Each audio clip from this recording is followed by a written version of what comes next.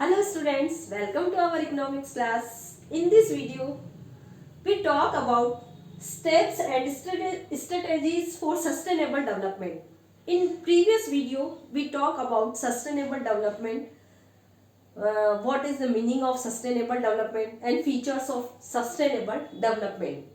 In this video, we talk steps and strategies for sustainable development कि हम जो sustainable development जरूरी है वर्तमान समय के अंदर या प्रेजेंट के अंदर, इसकी बहुत अधिक रिक्वायरमेंट है, तो इसके लिए क्या क्या स्टेप फॉलो करें जिससे हमको सस्टेनेबल डेवलपमेंट मिले, या हम कौन कौन सी ऐसी स्ट्रेटेजीज अपनाएं जिससे हम सस्टेनेबल डेवलपमेंट की जो कॉन्सेप्ट है उसको अपन लागू कर सकें या उसको हम हमारे एनवायरमेंट में प्रोवाइड करवाकर हमारा डेवलपमेंट भी करें और साथ ही हमारे जो एनवायरमेंट है उसको पोल्यूट होने से भी बचाएं। उसके लिए कौन कौन सी स्ट्रेटेजीज अपने को प्रयोग में लेनी जरूरी है, उसमें नंबर 1 यदि अपन बात करें तो सबसे पहले बात करूंगी मैं use of non conventional sources of energy. पहला हमने बात की है, अगर अपने को सस्टेनेबल डेवलपमेंट प्राप्त करना है, सस्टेनेबल डेवलपमेंट कॉन्सेप्ट को मूर्त रूप देना है या इसको साकार करना है, तो अपने को क्या करना होगा, जो एनर्जी के नॉन कॉन्वेंशनल सोर्स है उनको यूज करना जरूरी है। कॉन्वेंशनल सोर्स कौन कौन से हैं जो अपन लगातार यूज करते आ रहे हैं, उसके अंदर अपन ज्यादातर कोल है, पेट्रोलियम जो थिंग्स है उसको अपन ज्यादा प्रयोग में लेते हैं, लेकिन अपन बायोगैस है या फिर बायो एनर्जी है या अपन यूं कहें कि हम सौर एनर्जी या हमारी सनलाइट से मिलने वाली जो एनर्जी है, हमारी विंड एनर्जी है या अपनी वाटर एनर्जी है, उसका जो यूज है वो अपन कम करते हैं। तो अगर अपन इन non conventional source of energy के प्रयोगों को बढ़ावा दें या इनके यूज को अगर अपन अधिक करें, इनका मोर यूज करें, तो अपन क्या होगा, हमारा सस्टेनेबल जो डेवलपमेंट है वो हो जाएगा, क्योंकि हमारा पर्यावरण है या जो हमारा एनवायरमेंट है वो पोल्यूट होने से बच जाएगा। तो जो एनर्जी के नॉन कॉन्वेंशनल सोर्स है उनके यूज को हमें बढ़ाना चाहिए। पहला सस्टेनेबल डेवलपमेंट की स्ट्रेटेजी तो अपने को यही दिखाई देती है। सेकंड हम बात करें तो encouraging use of cleaner fuels. हमारे रूरल और अर्बन एरिया के अंदर जो पॉपुलेशन रह रही है वो जिस प्रकार के फ्यूल्स यूज करती है, उनसे क्या होता है, हमारा जो एनवायरमेंट है वो पोल्यूट हो रहा है। फॉर एग्जाम्पल यदि मैं बात करूं,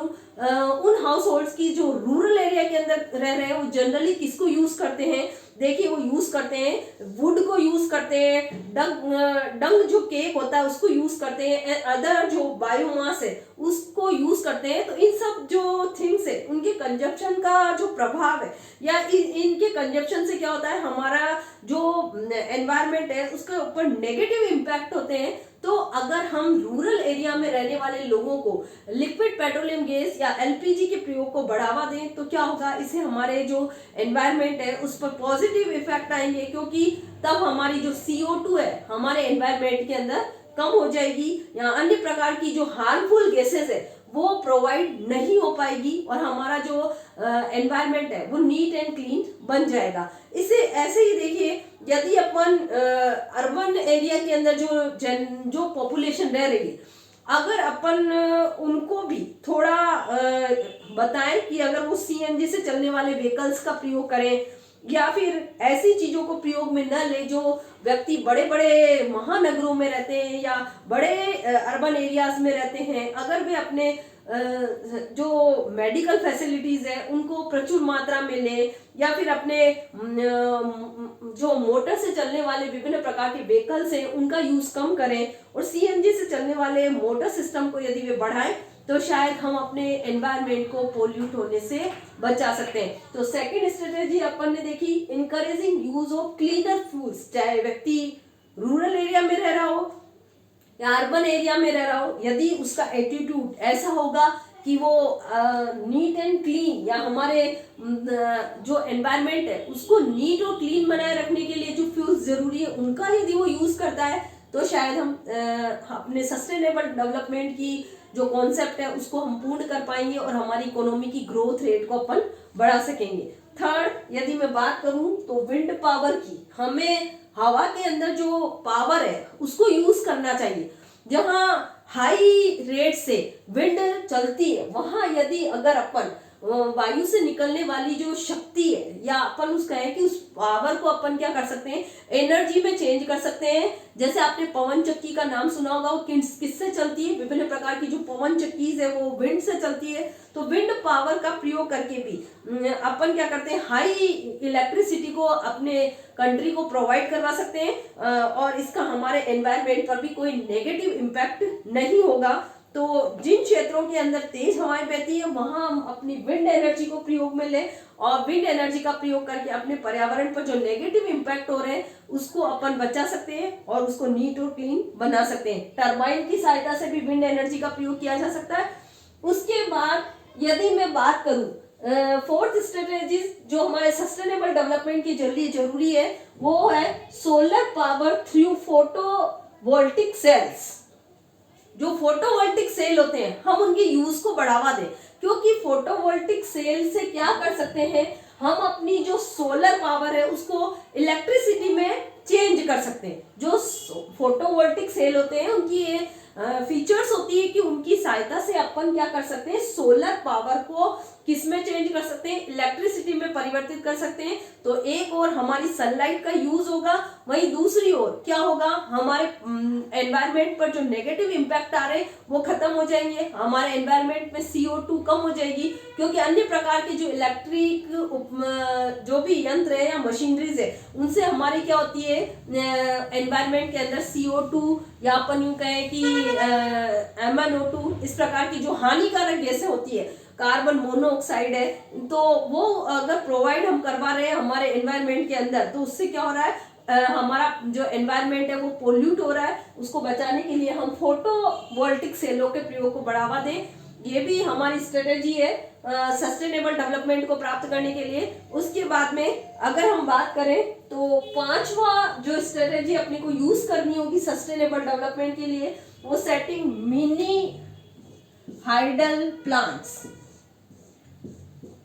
देखिए, हमें हमारी नेचर ने बहुत प्रकार के रिसोर्सेज दे रखे हैं, लेकिन हमें उनका इस्तेमाल या उनका यूज कैसे होता है यही नहीं पता है। जो हमारे माउंटेन्स रीजन है वहां विभिन्न प्रकार के स्ट्रीम्स हमको अपने को मिलते हैं। कहीं पर भी अपने माउंटेन्स जो रीजन्स है उनके अंदर अपने को स्ट्रीम की बहुतायत से अपने को वहां पाई जाती है। तो अगर अपन वहां पर क्या करें, मिनी हाइडल प्लांट लगा दें, लघु जलीय प्लांट, तो वहां पर अपन टरबाइन की सहायता से, इन लघु जलीय प्लांटों की सहायता से या हाइडल प्लांट के द्वारा अपनी वाटर एनर्जी को प्रयोग कर सकते हैं। क्योंकि आपको पता है वाटर के अंदर भी इलेक्ट्रिसिटी होती है, और जहां पर इस इलेक्ट्रिसिटी को जनरेट किया जाता है या जिन रूरल एरिया के अंदर जहां हम विभिन्न प्रकार से हमारी इलेक्ट्रिसिटी को प्रोवाइड नहीं करवा पा रहे हैं, वहां हम इन मिनी हाइडल प्लांट्स की सहायता से इलेक्ट्रिसिटी को प्रोवाइड करवा सकते हैं। तो एक और तो हमारे रूरल एरिया का डेवलपमेंट होगा, वहीं दूसरी ओर हमारे जो एनवायरमेंट पर नेगेटिव इम्पैक्ट हो रहे हैं, अन्य प्रकार की जो एनर्जी जो इलेक्ट्रिसिटी है उसके, वो भी हमारे यहाँ खत्म हो जाएंगे। तो मिनी हाइडल प्लांट्स के यूज को बढ़ावा देकर हम अपनी जो स्ट्रीम्स है उनके वाटर को यूज कर सकते हैं और रूरल एरिया के अंदर इलेक्ट्रिसिटी को प्रोवाइड करवा सकते हैं। उसके बाद में बात करें यदि अपन सस्टेनेबल डेवलपमेंट की स्ट्रेटेजीज वो क्या होनी चाहिए हमारे पास में, तो हम 6 पॉइंट पर आ रहे, ट्रेडिशनल नॉलेज एंड प्रैक्टिसेस। हम अपने ट्रेडिशनल नॉलेज का भी प्रयोग करें। आपके घर में विभिन्न बड़े बुजुर्ग होंगे, आपके दादा नाना, विभिन्न प्रकार के, आपको कोई भी अगर आपको डिजीज हो जाती है तो उसके आयुर्वेद के उपचार बताते हैं या विभिन्न प्रकार की योगा आपको बताते हैं। तो अगर आप आयुर्वेदिक इलाज ले रहे हैं, यदि आप आयुर्वेदिक चिकित्साएं यूज कर रहे हैं, या आप विभिन्न प्रकार के, जैसे मैंने आपको बताया कि योगा यूज करके अपनी जो विभिन्न प्रकार की डिजीज है उसको दूर करने का प्रयास कर रहे हैं, तो वो आपके लिए जहां एक और फायदेमंद होगा, वहीं दूसरी ओर हमारे एनवायरमेंट में किसी प्रकार का पोल्यूशन होने का खतरा नहीं रहेगा। तो जरूरत किसकी है, हम अपने ट्रेडिशनल नॉलेज का भी यूज करें, या ट्रेडिशनल नॉलेज से रिलेटेड जितनी भी हमारी बातें हैं या जितने भी फैक्ट्स हैं उनके लिए हम विभिन्न प्रकार की रिसर्च और प्रैक्टिसेस को बढ़ावा दें। अभी प्रेजेंट के अंदर यदि हम बात करें तो हमारे यहाँ पर विभिन्न प्रकार की 15,000 जो है आयुर्वेद से रिलेटेड जड़ी बूटियां हमारे पास में हैं, और इनमें से 8,000 जो जड़ी बूटियां हैं लगभग हम उनका यूज भी करते आए हैं। तो इनके यूज को बढ़ावा देकर या इस ट्रेडिशनल क्षेत्र के अंदर भी अपन अपने नॉलेज की सहायता से जहाँ एक और डिजीज को कम खर्च में दूर कर पाएंगे, वहीं दूसरी ओर हमारे एनवायरनमेंट को भी हम सुरक्षित रख सकेंगे। उसके बाद में बायो कंपोस्टिंग। कंपोस्ट देखिए, बायो कंपोस्टिंग कैसे करें। अपने विभिन्न प्रकार के जो केमिकल फर्टिलाइजर हम यूज करते हैं एग्रीकल्चर के सेक्टर में प्रोडक्शन और प्रोडक्टिविटी की रेट को बढ़ाने के लिए, तो उनसे विभिन्न प्रकार की हार्मफुल गैसें प्रोवाइड होती है और हमारे एनवायरनमेंट को वो पोल्यूट करती है। तो अपन बायो कंपोस्टिंग को बढ़ावा दें। बायो कंपोस्टिंग को यदि अपन बढ़ावा देंगे तो जहां एक और हम अपने एयर पोल्यूशन को रोकेंगे, वहीं दूसरी ओर हमारे एग्रीकल्चर सेक्टर के अंदर जो प्रोडक्शन है वो और प्रोडक्टिविटी की रेट है उसको हम बढ़ा सकेंगे। फिर बात करें हम बायोपेस्ट कंट्रोल यानी जैविक कीटनाशकों का प्रयोग। अपन जब से हमने ग्रीन रिवॉल्यूशन अपनाया तब से हम क्या करते हैं, केमिकल पेस्टिसाइड्स यूज करते आए हैं और प्रोडक्शन करने के लिए, ताकि हमारा जो प्रोडक्शन है वो अधिक मात्रा में हो जाए। लेकिन देखिए ये हमारे एनवायरनमेंट पर गलत इम्पैक्ट डालता है, या हम यूं कहें नेगेटिव इम्पैक्ट डालता है, हमारे पर्यावरण को पोल्यूट कर देती है ये सारी चीजें। तो ऐसी स्थिति के अंदर यदि अपन बायोपेस्ट कंट्रोल यूज करें,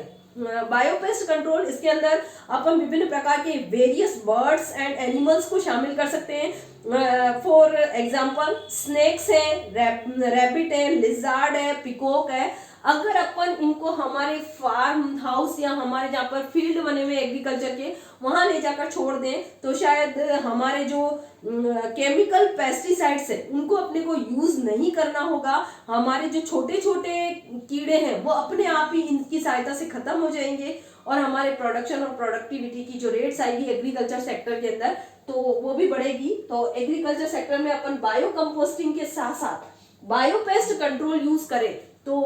हमारा प्रोडक्शन बढ़ने लगेगा। उसके बाद में हम सस्टेनेबल डेवलपमेंट के लिए जो स्ट्रेटेजी अपने को अपनानी होगी वो क्या है, ऑर्गेनिक फार्मिंग, जैविक कृषि को बढ़ावा दें हम।